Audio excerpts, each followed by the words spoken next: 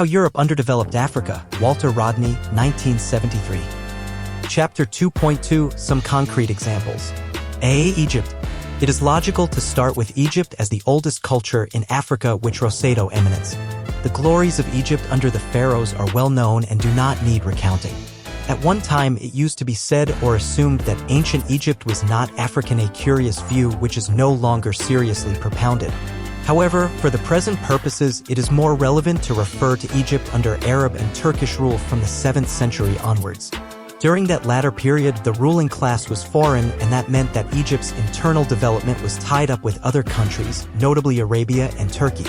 Colonized Egypt sent abroad great amounts of wealth in the form of food and revenue, and that was a very negative factor. But the tendency was for the ruling foreigners to deal with their own imperial masters and to act simply as a ruling elite within Egypt, which became an independent feudal state. One of the first features of feudalism to arrive in Egypt was the military aspect. The Arabs, Turks, and Circassian invaders were all militarily inclined. This was particularly true of the Mamluks, who held power from the 13th century onwards. Political power in Egypt from the 7th century lay in the hands of a military oligarchy which delegated the actual government to bureaucrats, thereby creating a situation similar to that in places like China and Indochina.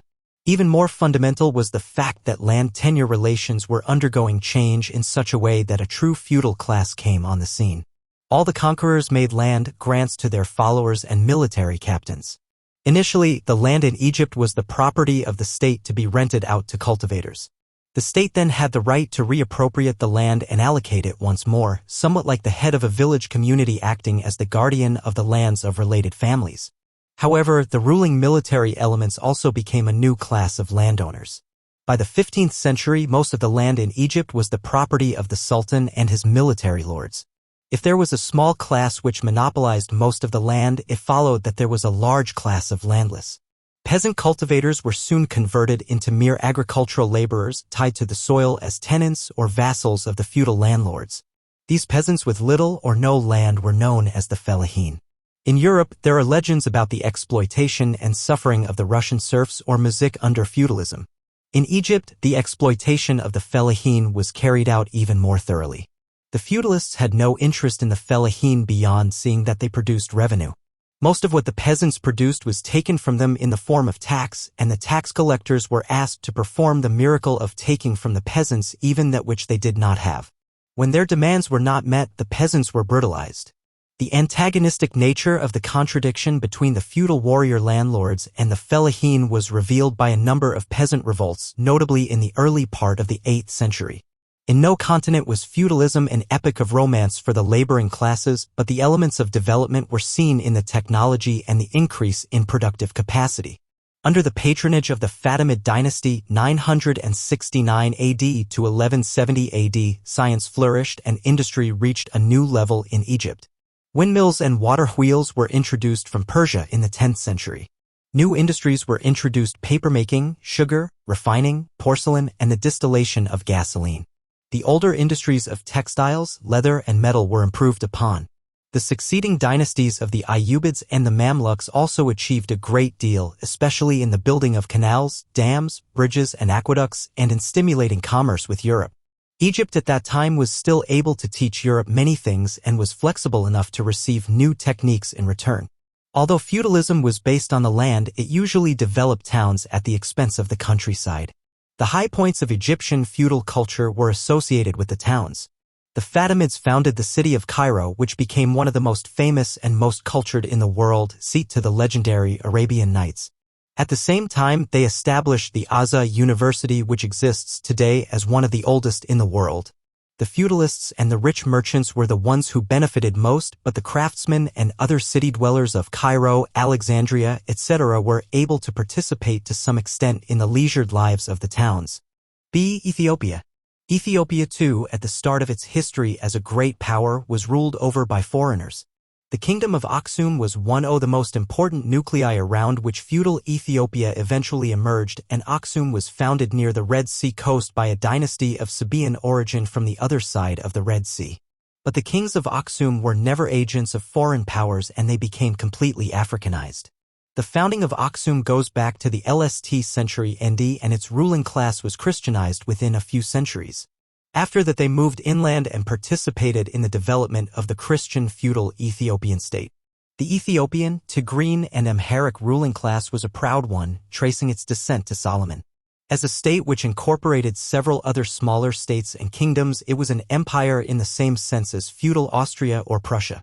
The emperor of Ethiopia was addressed as conquering lion of the tribe of Judah, elect of God, emperor of Ethiopia, king of kings. In practice, however, the Solomonic line was not unbroken. Most of the consolidation of the inland Ethiopian plateau was carried out in the 12th century by an intruding dynasty, the Zagwe, who made claims to descent from Moses. The Zagwe kings distinguished themselves by building several churches cut out of solid rock. The architectural achievements attest to the level of skill reached by Ethiopians as well as the capacity of the state to mobilize labor on a huge scale. Such tasks could not have been achieved by voluntary family labor but only through the labor of an exploited class. A great deal is known of the superstructure of the Ethiopian Empire, especially its Christianity and its literate culture.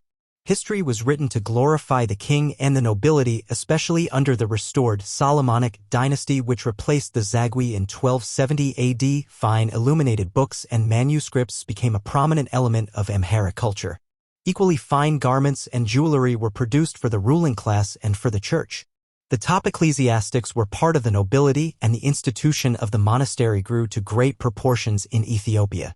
The association of organized religion with the state was implicit in communal societies where the distinction between politics, economics, religion, medicine, etc. was scarcely drawn. Under feudalism everywhere, church and state were in close alliance. The Buddhists were preeminent in feudal Vietnam, Burma, Japan, and to a lesser extent in China. In India, a limited Buddhist influence was overwhelmed by that of the Hindus and Muslims, and of course in feudal Europe it was the Catholic Church which played the role paralleled by the Orthodox Church in Ethiopia. The wealth of Ethiopia rested on an agricultural base. The fertile uplands supported cereal growing and there was considerable livestock raising, including the rearing of horses. Craft skills were developed in a number of spheres and foreign craftsmen were encouraged. For instance, early in the 15th century, Turkish artisans settled in the country and made coats of mail and weapons for the Ethiopian army. Coptics from Egypt were also introduced to help run the financial administration. No one denies that the word feudal can be applied to Ethiopia in those centuries because there existed a clear-cut class contradiction between the landlords and the peasants. Those relations grew out of communalism that had characterized Ethiopia much earlier, like other parts of Africa. Feudal Ethiopia included lands that were communally owned by village and ethnic communities as well as lands belonging directly to the crown. But in addition, large territories were conferred by the conquering Amharic dynasties on members of the royal family, on soldiers and priests. Those who received huge areas of land became ras or provincial princes, and they had judges appointed by the emperor attached to them. The peasants in their domain were reduced to tenants who could earn their living only by offering produce to the landlord and taxes to the state, also in produce. The landlords exempted themselves from tax, a typical situation in feudal societies and one which fed the fires of revolution in Europe when the bourgeois class grew powerful enough to challenge the fact that the feudalists were using political power to tax everyone but themselves. Ethiopia, of course, never reached that stage of transition to capitalism. What is clear is that the transition to feudalism had been made. See Nubia. Nubia was another Christian region in Africa, but one which is not as famous as Ethiopia. In the 6th century AD, Christianity was introduced onto the Middle Nile in the districts once ruled by the famous state of Kush or Meroe. In the period before the birth of Christ, Kush was a rival to Egypt in splendor, and it ruled Egypt for a number of years. Its decline in the 4th century AD was completed by attacks from the then expanding Aksum. The three small Nubian states which arose some time afterwards were to some extent the heirs of Kush, although after their conversion to Christianity it was this religion which dominated Nubian culture. The Nubian states, which had consolidated to two by about the 8th century, achieved most from the 9th to the 11th centuries in spite of great pressures from Arab and Islamic enemies, and they did not finally succumb until the 14th century. Scholarly interest in Nubia has focused on the ruins of large red brick churches and monasteries which had murals and frescoes of fine quality. Several conclusions can be drawn from that material evidence. In the first place, a great deal of labor was required to build those churches along with the stone fortifications which often surrounded them. As with the pyramids of Egypt or the feudal castles of Europe, the common builders were intensely exploited and probably coerced. Secondly, skilled labor was involved in the making of the bricks and the architecture. The paintings indicate that the skills surpassed mere manual dexterity, and the same artistic merit is noticeable in fragments of painted pottery recovered from Nubia. It has already been indicated that the church and monasteries played a major role in Ethiopia, and this is worth elaborating on with respect to Nubia. The monastery was a major unit of production. Numerous peasant huts were clustered round each monastery, which functioned very much like the manor of a feudal lord. The wealth that accumulated inside the churches was alienated from the peasants, while the finest aspects of the non-material culture, such as books, were accessible only to a small minority. Not only were the peasants illiterate, but in many cases they were non-Christians or only nominally Christian, judging from the better-known Ethiopian example of the same date. When the Christian ruling class of Nubia was eliminated by the Muslims, very little of the achievements of the old state remained in the fabric of the people's daily lives. Such reversals in the historical process are not uncommon throughout human experience. Ultimately, the dialectic of development asserts itself, but some ebbing and flowing is inevitable. The Nubian states were not in existence in the 15th century, but they constitute a legitimate example of potentialities of African development. One can go further and discern that Kush was still contributing to African development long after the kingdom had declined and given way to Christian Nubia. It is clear that Kush was a center from which many positive cultural elements diffused to the rest of Africa. Brass, work of striking similarity to that of Mero, was reproduced in West Africa. And the technique by which West Africans cast their brass is generally held to have originated in Egypt and to have been passed on via Kush. Above all, Kush was one of the earliest and most vigorous centers of iron mining and smelting in Africa, and it was certainly one of the sources from which this crucial aspect of technology passed to the rest of the continent. That is why the Middle Nile was a leading force in the social, economic, and political development of Africa as a whole. The Maghreb.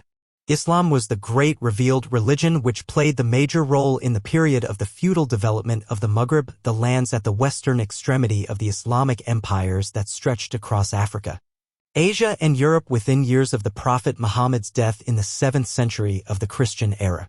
The Arab empire building under the banner of Islam is a classic example of the role of religion in that respect. Ibn Khaldun, a great 14th-century North African historian, was of the opinion that Islam was the most important force allowing the Arabs to transcend the narrow boundaries of small family communities which were constantly struggling among each other. He wrote, "Arab pride, touchiness, and intense jealousy of power render it impossible for them to agree. Only when their nature has been permeated by a religious impulse are they transformed, so that the tendency to anarchy is replaced by a spirit of mutual defense. Consider the moment when religion dominated their policy and led them to observe a religious law designed to promote the moral and material interests of civilization. Under a series of successors to the Prophet Muhammad, how vast their empire became and how strongly was it established." The above remarks by Ibn Khaldun cover only one aspect of Arab imperial expansion, but it was certainly a crucial one and attested to the essential role of ideology in the developmental process. That has to be considered in relation to and in addition to the material circumstances. Furthermore, in judging the material conditions at any given time which might form the basis for further expansion of production and further growth of the society's power, it is also necessary to consider the historical legacy. Like Islamic Egypt and Christian Nubia, the Maghreb of the Islamic dynasties inherited a rich historical and cultural tradition. It was the seat of the famous society of Carthage, which flourished between 1200 BC and 200 BC and which was a blend of foreign influences from the eastern Mediterranean with the Berber peoples of the Maghreb. The region had subsequently been an important section of the Roman and Byzantine empires, and before becoming Muslim, the Maghreb had actually distinguished itself as a center of nonconformist Christianity which went under the name of Donatism. The striking achievements of Muslim Maghreb were spread over the naval, military, commercial, and cultural spheres. Its navies controlled the western Mediterranean and its armies took over most of Portugal and Spain. When the Muslim advance into Europe was turned back in the year 732 AD, North African armies were already deep into France. In the 11th century, the armies of the Almoravid dynasty gathered strength from deep within Senegal and Mauritania and launched themselves across the Strait of Gibraltar to reinforce Islam in Spain, which was being threatened by Christian kings. For over a century, the Almoravid rule in North Africa and Iberia was characterized by commercial wealth and a resplendent literary and architectural record. After being ejected from Spain in the 1230s, the Maghreb Muslims, or Moors as they were called, continued to maintain a dynamic society on African soil. As one index to the standard of social life, it has been pointed out that public baths were common in the cities of Maghreb at a time when in Oxford the doctrine was still being propounded that the washing of the body was a dangerous act. One of the most instructive aspects of the history of the Maghreb is the interaction of social formations to produce the state. A major problem that had to be resolved was that of integrating the isolated Berber groups into larger political communities. There were also contradictions between sedentary groups and nomadic pastoral sectors of the population. The Berbers were mainly pastoralists organized in patriarchal clans and in groups of clans connected by a democratic council of all adult males. Grazing land was under communal ownership, and maintaining irrigation was also a collective responsibility for the agriculturalists. Yet, cooperation within kin groups contrasted with hostility between those who had no immediate blood ties, and it was only in the face of the Arab invaders that the Berbers united using a nonconformist Kharijite Islam as their ideology.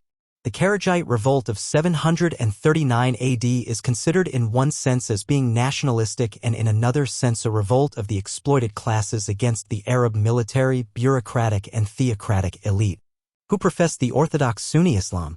That revolt of the Berber masses laid the basis for Moroccan nationalism, and 3 centuries later the Almohad dynasty 1147 AD, 1270 AD, brought political unity to the whole of Maghreb as a product of the synthesis of Berber and Arab achievements in the sphere of state-building.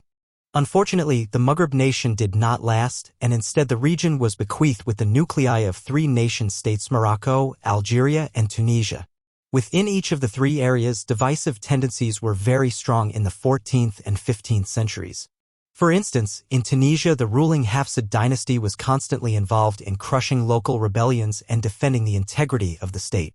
It has been noted already that the political state in Africa and elsewhere was a consequence of development of the productive forces, but the state in turn also conditioned the rate at which the economy advanced, because the two were dialectically interrelated.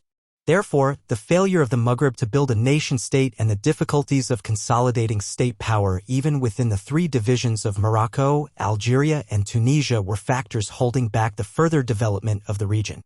Moreover, political division weakened the Maghreb vis-a-vis foreign enemies, and Europe was soon to take advantage of those internal weaknesses by launching attacks from the year 1415 onwards.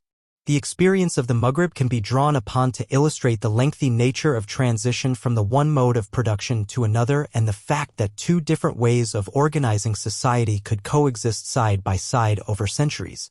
Throughout the period under discussion, a great deal of land in that part of Africa retained its communal ownership and family labor. Meanwhile, considerable socio-economic stratification had taken place and antagonistic classes had emerged. At the very bottom of the latter were the slaves or Haratine, who were most often black Africans from south of the Sahara.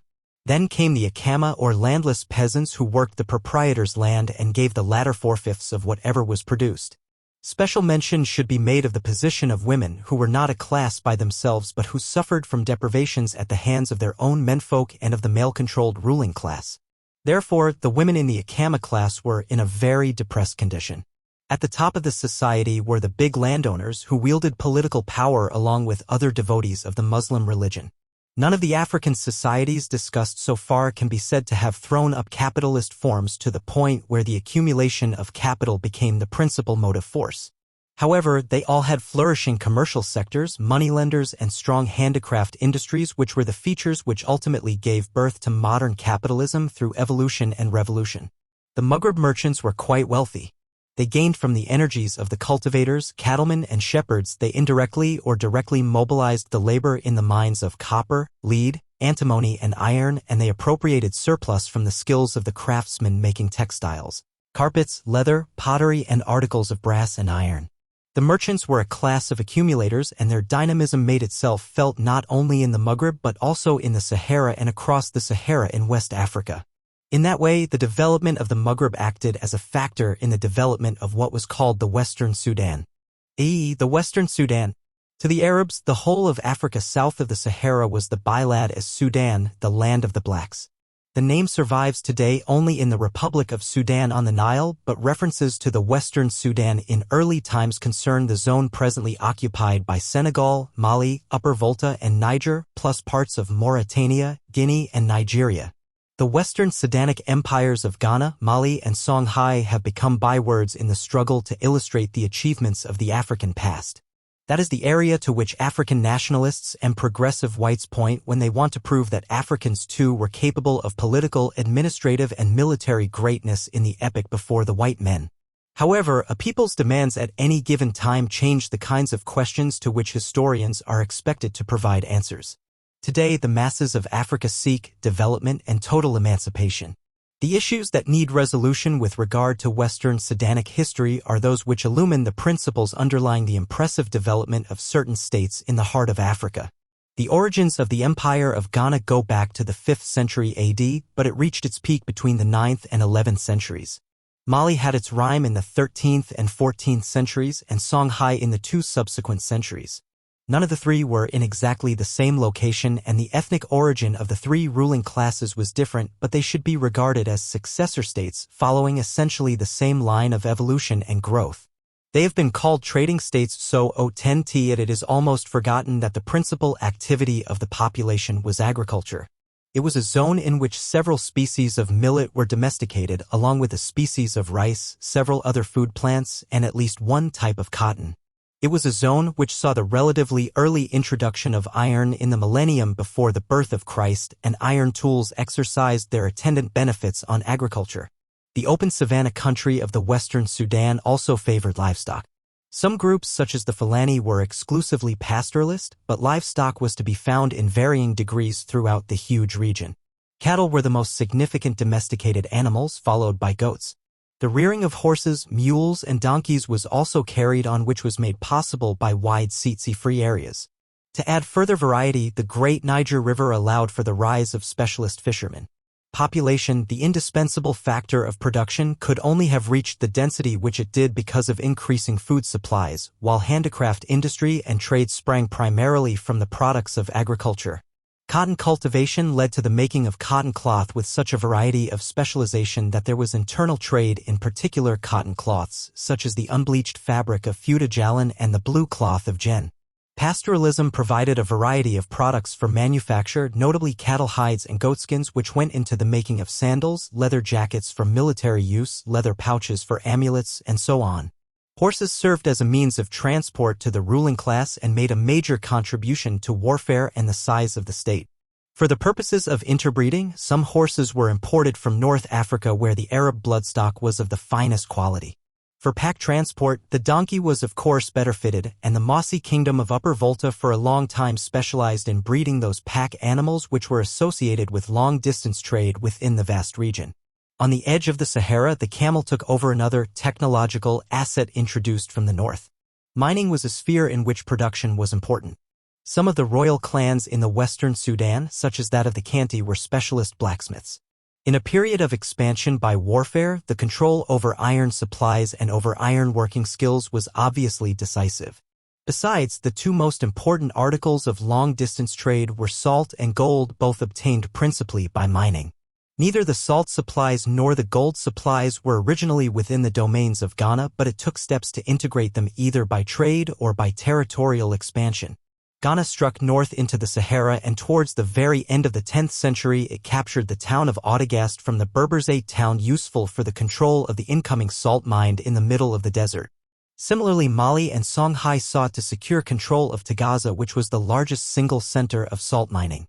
Songhai took the prize of Tagaza from the desert Berbers and held it for many years in the face of opposition from Morocco. Another crucial but seldom stressed element in the pattern of production was the ownership of copper mines in the Sahara by both Mali and Songhai. To the south of Ghana lay the important sources of gold on the upper Senegal and its tributary the Falim. It is said that Ghana obtained its gold by silent or dumb barter, which was described as follows. The merchants beat great drums to summon the local natives, who were naked and lived in holes in the ground. From these holes, which were doubtless the pits from which they dug the gold, they refused to emerge in the presence of the foreign merchants. The latter, therefore, used to arrange their trade goods in piles on the riverbank and retire out of sight. The local natives then came and placed a heap of gold beside each pile and withdrew. If the merchants were satisfied, they took the gold and retreated, beating their drums to signify that the market was over. The writer of the above lines, E.W. Bovell, a supposed European authority on the Western Sudan, then goes on to say that silent trade or dumb barter was a feature of the Western Sudan's gold trade throughout all the centuries until modern times. Actually, the only thing dumb about the trade is what he writes about it. The story of dumb barter for gold in West Africa is repeated in several accounts, starting with ancient Greek scripts. It is clearly a rough approximation of the first attempts at exchange of a people coming into contact with strangers, and it was not a permanent procedure. During the rule of Ghana, the people of the two principal goldfields of Bambuk and Boer were drawn into regular trade relations with the Western Sudan. Ghana probably and Mali certainly exercised political rule over the two regions where the mining and distribution of gold became a very complicated process. During the centuries of Mali's greatness, extensive mining of gold began in the forest of modern Ghana to supply the trans-Saharan gold trade. The existing social systems expanded and strong states emerged to deal with the sale of gold. The merchants who come from the great cities of the Western Sudan had to buy the gold by weight, using a small accurate measurement known as the benda. When the Portuguese arrived at the river Gambia and got a glimpse at how gold was traded on the upper reaches of the river, they marveled at the dexterity shown by the Mandinga merchants. The latter carried very finely balanced scales inlaid with silver and suspended from cords of twisted silk. The gold dust and nuggets were weighed with brass weights. The expertise of the Mandinga in measuring gold and in other forms of commerce was largely due to the fact that within that ethnic group there was a core of professional traders commonly referred to as the Diolas. They were not very wealthy but were distinguished by their willingness to travel thousands of miles from one end of the Western Sudan to another. They also reached the coast or very near to the coast in Gambia, Sierra Leone, Liberia, Ivory Coast, and Ghana.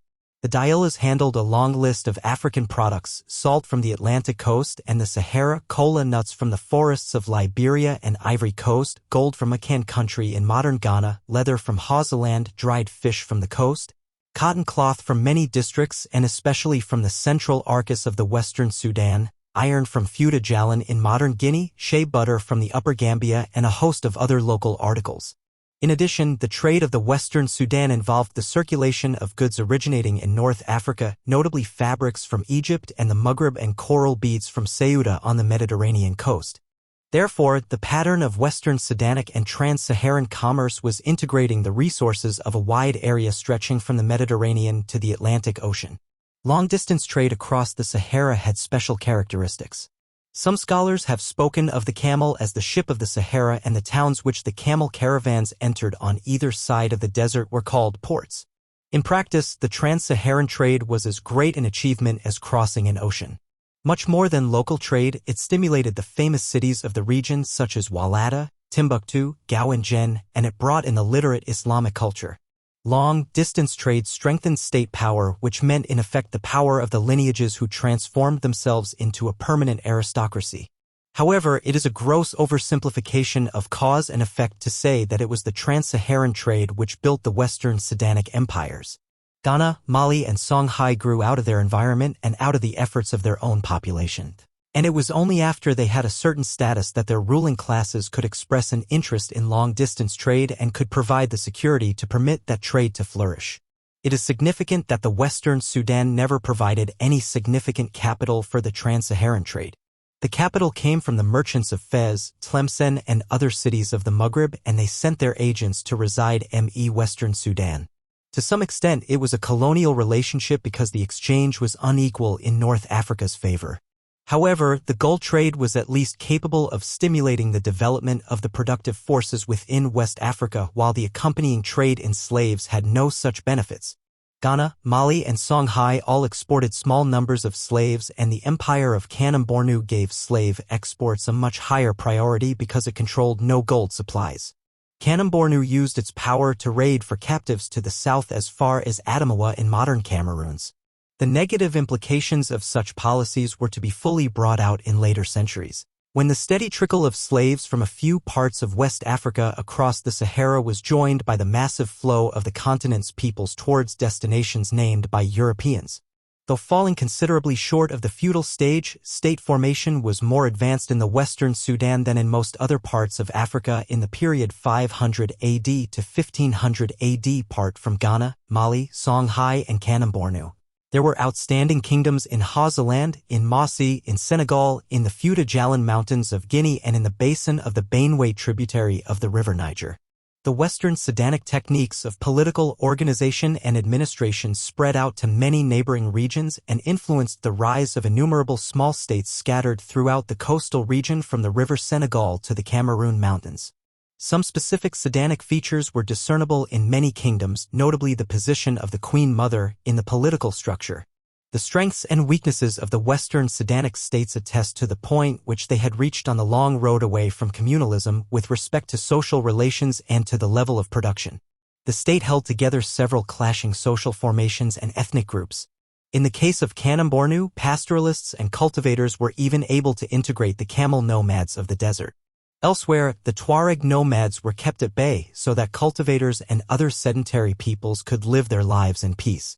Men, domestic beasts and goods were free to move for thousands of miles in security.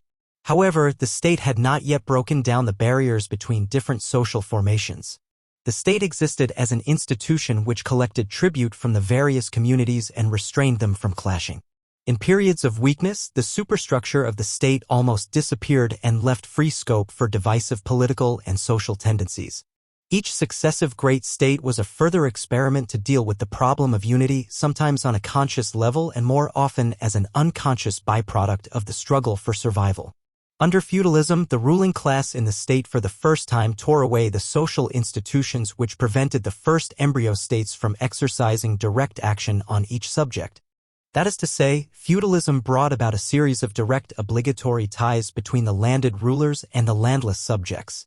In the Western Sudan, that clear-cut class division had not come into existence.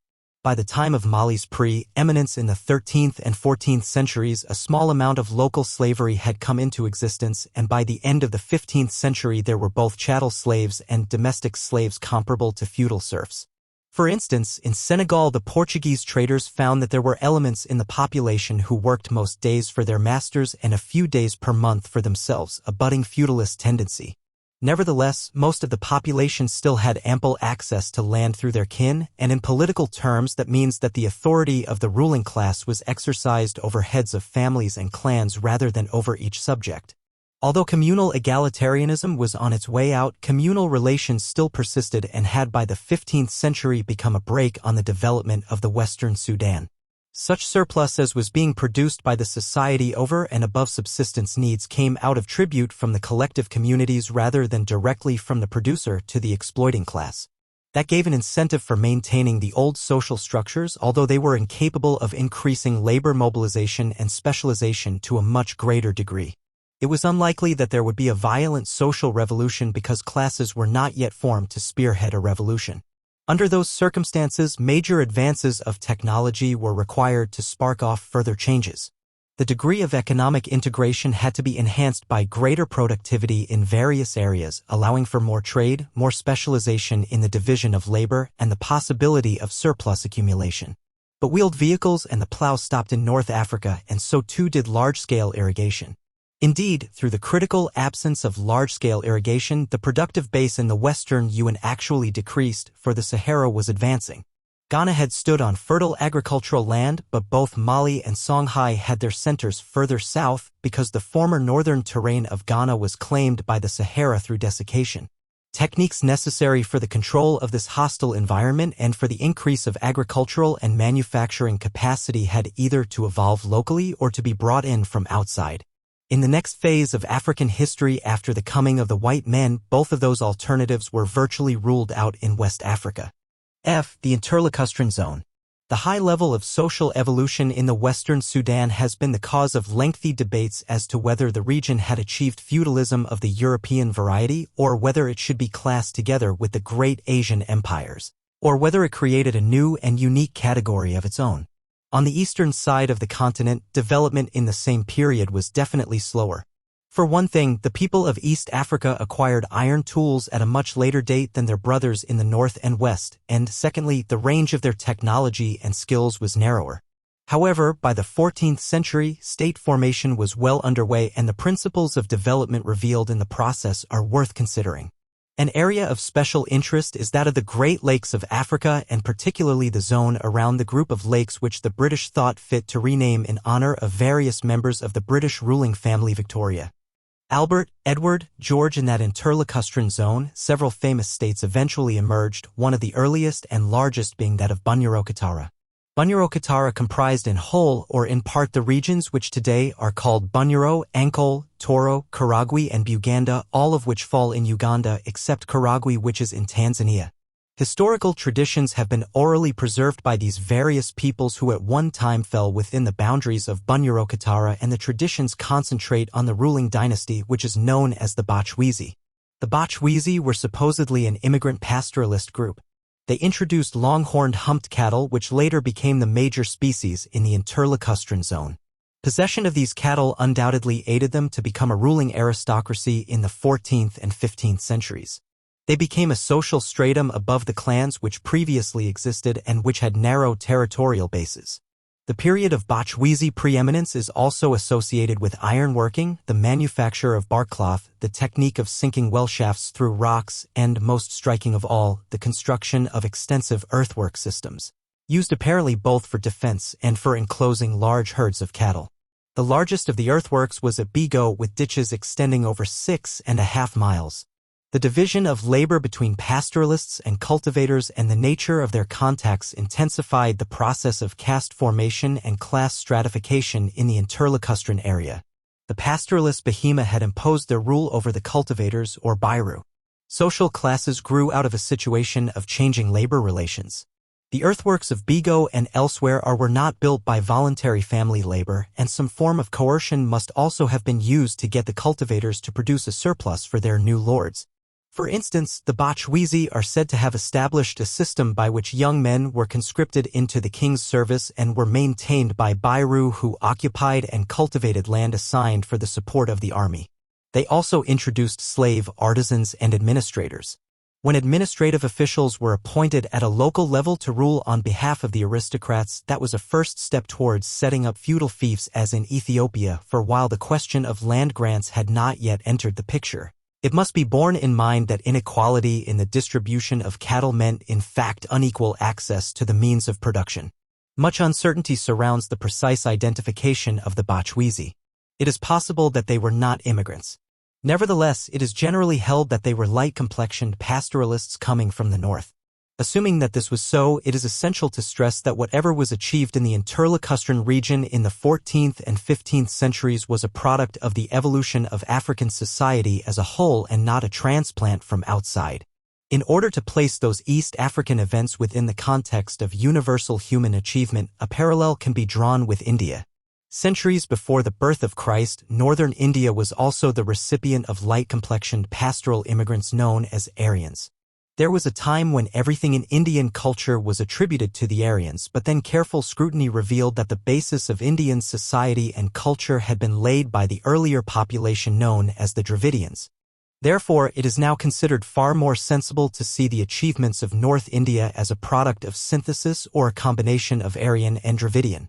Similarly, in East Africa, one needs to seek the elements of synthesis between the new and the old, and that in effect was the path of development in the interlacustrine zone in the 14th and 15th centuries. As has just been noted, the Bachwezi are associated with techniques such as iron working and bark cloth manufacture. It is not at all clearly established that they introduced such techniques for the first time, and it is much more probable that they presided over the elaboration of such skills. Certainly, iron-using societies were known in East Africa several centuries before the Bachwezi period. At Engaruka, just south of the present Kenya/Tanzania border, there are to be found the ruins of a small but impressive Iron Age society which flourished sometime before the end of the first millennium AD, i.e. before 1000 AD. Engaruka was a concentrated agricultural settlement engaging in terracing, irrigation, and the construction of walls by the technique known as dry stone building, whereby no lime was required to hold the stones together. In the interlacustrine area itself, there had emerged a banana-based agriculture which was capable of supporting a large sedentary population. That was the sort of precondition for moving from communal isolation to statehood. It is significant that orally preserved traditions imply the existence of kingdoms in Bunyoro and Karagwe before the Bachwizi. State formation was already in an embryo stage when the outsiders arrived, and the likelihood is that they did not remain outsiders for long. Unlike the Aryans in India, the Bachwizi did not even impose their own language but adopted the Bantu speech of the local inhabitants. That reflects the dominance of local rather than foreign elements in the synthesis. In any event, the cultural product was African and was part of the pattern of development through localized evolution combined with the interplay of social formations on a continent-wide scale.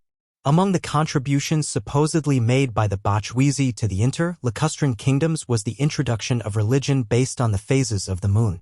In all of the situations examined so far, religion played a significant role in promoting the building of the state, leading away from the simple organization of the family community.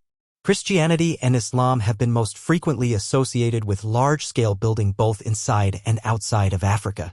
That is to be explained not so much by the actual religious beliefs, but because membership in a powerful universal church gave the ruling class of a young state many advantages. A Christian or Muslim prince had access to a literate culture and a wider world. He dealt with traders and craftsmen professing that religion. He used administrators and churchmen who were literate, and he could travel to parts of the world such as Mecca.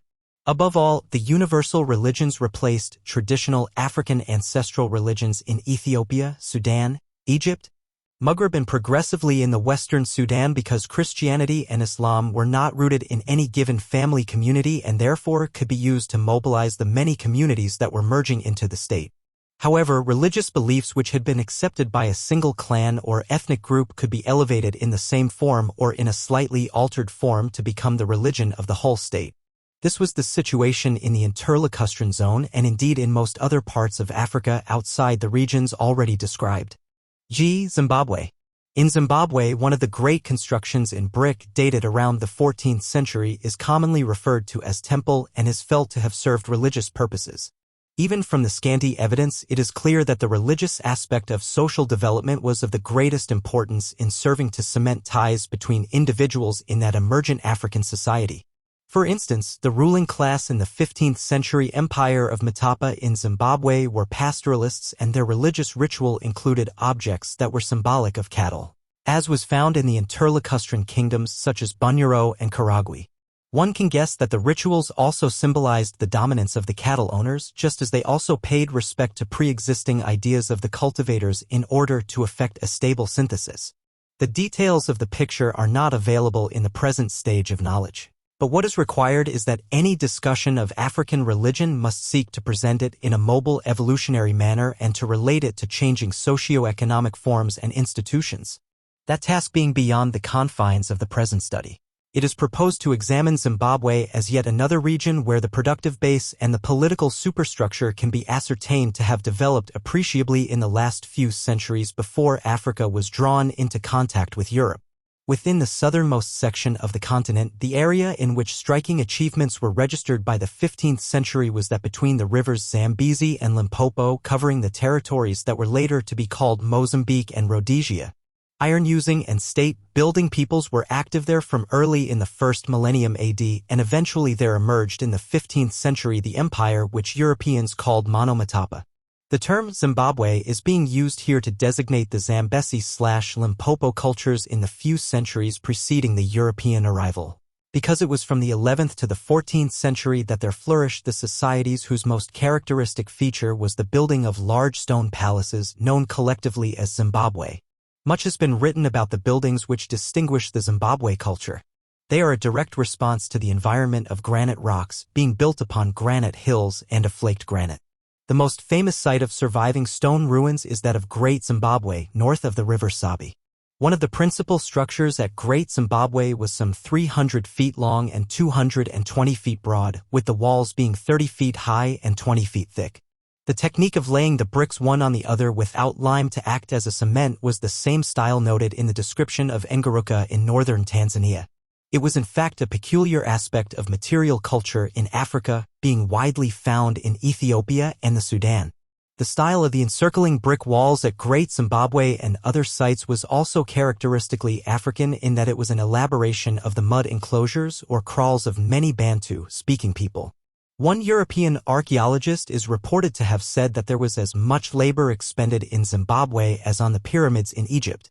That is surely an overstatement, for the pyramids were raised through an incredible amount of slave labor which could not possibly have been at the disposal of the rulers in Zimbabwe.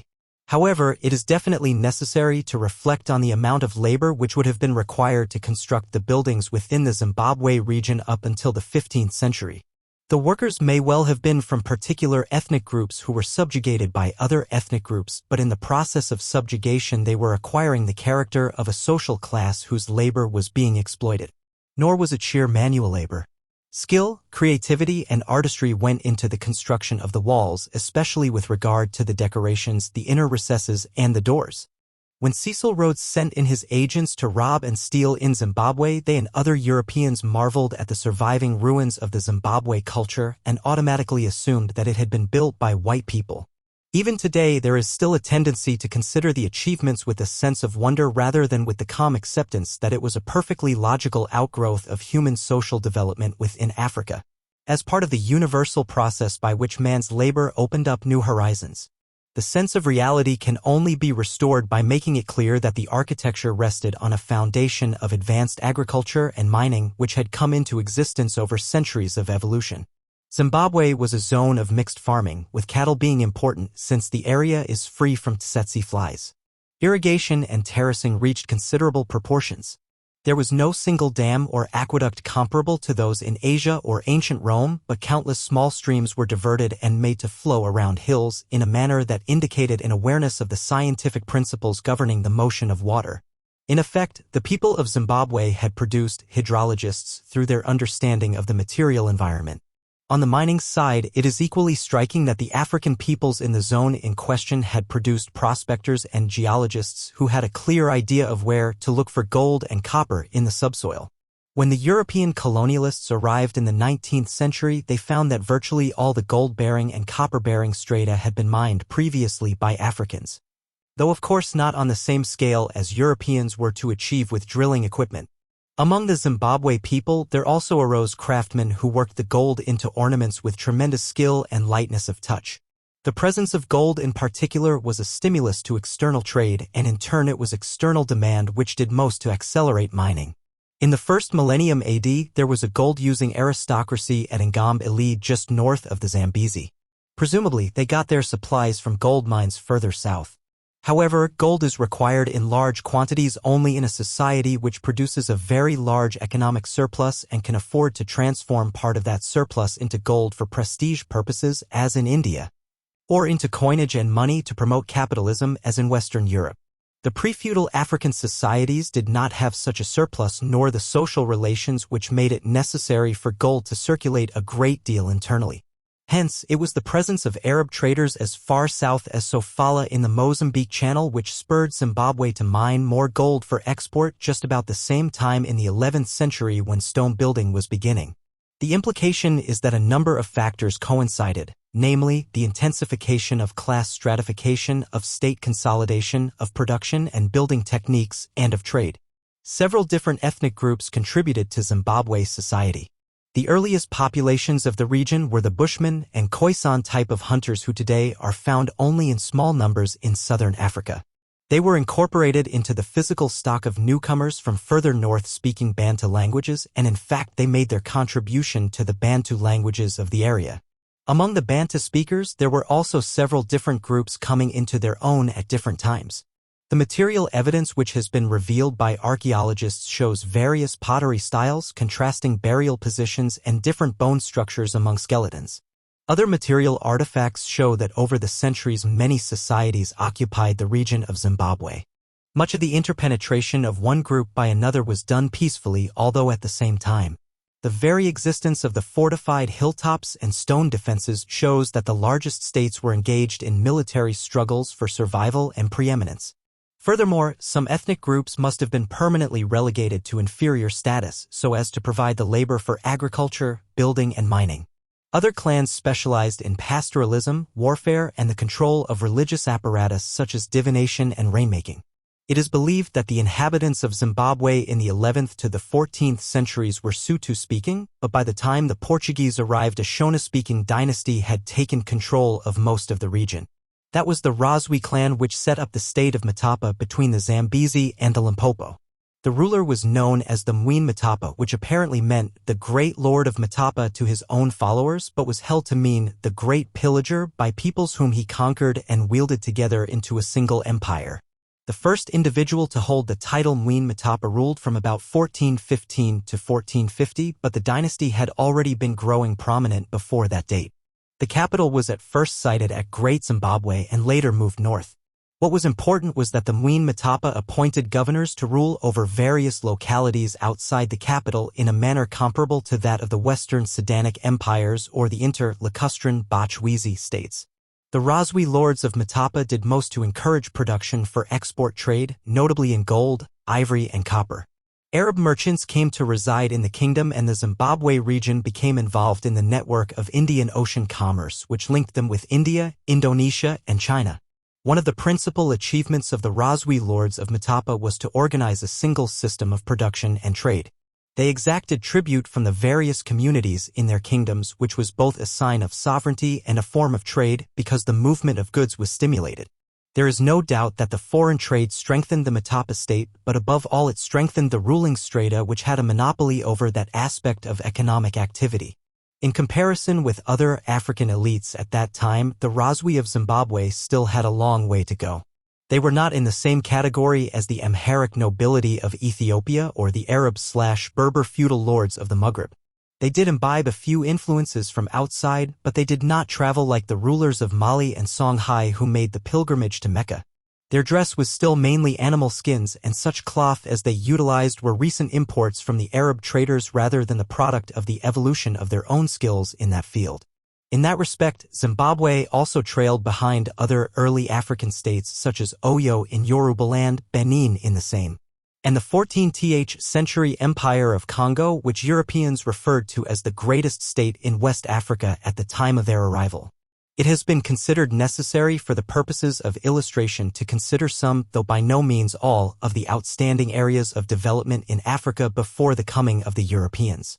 Nor should it be forgotten that there were innumerable village communities emerging to become states that were small in size, but were sometimes sharply stratified internally and displayed an impressive level of material advance.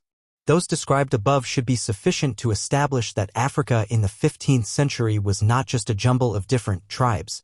There was a pattern and there was historical movement. Societies such as feudal Ethiopia and Egypt were at the furthest point of the process of evolutionary development. Zimbabwe and the Bachwizi states were also clearly on the ascendant away from communalism, but at a lower level than the feudal states and a few others that were not yet feudal, such as those in the Western Sudan. Conclusion.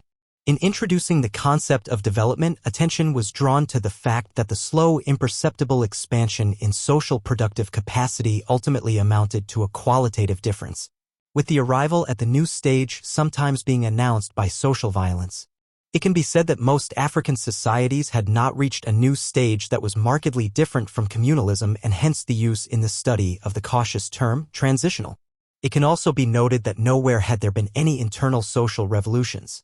The latter have taken place in European and world history only where class consciousness led to the massive intervention of people's wills within the otherwise involuntary socio-economic process. Such observations helped to situate African development up to the 15th century at a level that was below mature class-ridden feudalism. It should also be reiterated that slavery as a mode of production was not present in any African society, although some slaves were to be found where the decomposition of communal equality had gone furthest. This is an outstanding feature illustrating the autonomy of the African path within the broader framework of universal advance. One of the paradoxes in studying this early period of African history is that it cannot be fully comprehended without first deepening our knowledge of the world at large. And yet the true picture of the complexities of the development of man and society can only be drawn after intensive study of the long-neglected African continent.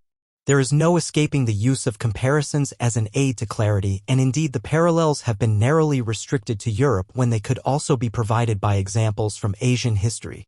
Therein lies the cultural imperialism which makes it easier for the European-educated African to recall names like the French, Capetians, and the Prussian. Hohenzollerns rather than the Vietnamese dynasties of ID and Tran, for the latter are either unknown to him or would be considered unimportant if known, or might even be judged too difficult to pronounce. Several historians of Africa have pointed out that after surveying the developed areas of the continent in the 15th century and those within Europe at the same date, the difference between the two was in no way to Africa's discredit. Indeed, the first Europeans to reach West and East Africa by sea were the ones who indicated that in most respects African development was comparable to that which they knew. To take but one example, when the Dutch visited the city of Benin, they described it thus. The town seems to be very great. When you enter into it, you go into a great broad street, not paved, which seems to be 7 or 8 times broader than the Warmost Street in Amsterdam. The King's Palace is a collection of buildings which occupy as much space as the town of Haarlem and which is enclosed with walls. There are numerous apartments for the prince's ministers and fine galleries, most of which are as big as those on the Exchange at Amsterdam.